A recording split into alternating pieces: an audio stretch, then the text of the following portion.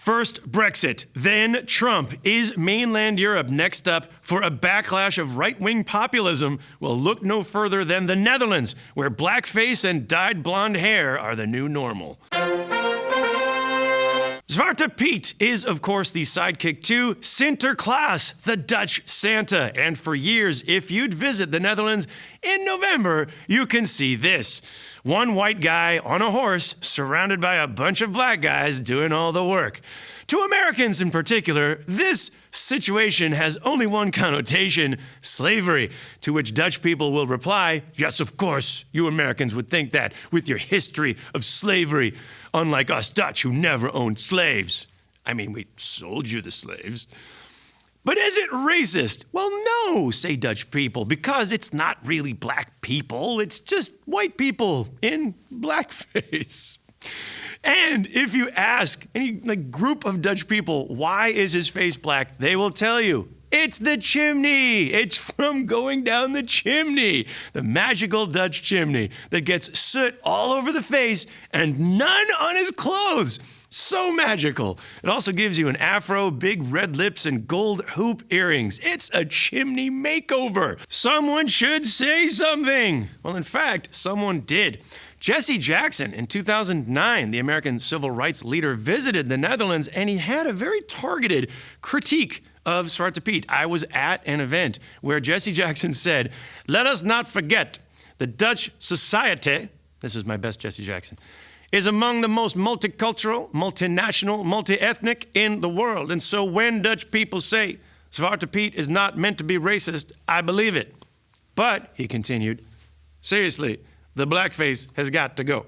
And blackface is now slowly being phased out in favor of the more common sense soot face appearance on TV and in the Amsterdam parade. Yet, the cultural battle rages on. You may have heard of Sylvana Simons or Quincy Gario with Zwarte Piet is racism. Not blackface is racism, but Zwarte Piet is racism. And it turns out a lot of people don't like being called racist. And now, when an Amsterdam chocolate shop puts Zwarte Piets in their front window, they get tagged with a big graffiti, "You're racist," or specifically, "You're racist."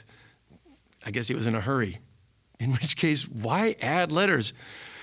Anyway, now many Dutch people are protesting they are not racist, with tweets saying things like, "Yes, my ancestors shoved your ancestors onto the boats. Those were the days. Now you people have too much freedom." And there's now graffiti saying things like, "Turks go back to Morocco." Doesn't make sense, and yet it makes perfect sense. But let's not forget, speaking of Turks and Moroccans, that the original St. Nicholas was from Turkey. And every year, the Dutch Zwarte Piet boat comes from Spain. And who are the dark-skinned people from Spain? Moors or Moroccans. So the next time someone complains that minorities are ruining this Dutch tradition, let's not forget that the biggest holiday on the Dutch calendar is actually being run by a Turkish guy and a bunch of Moroccans.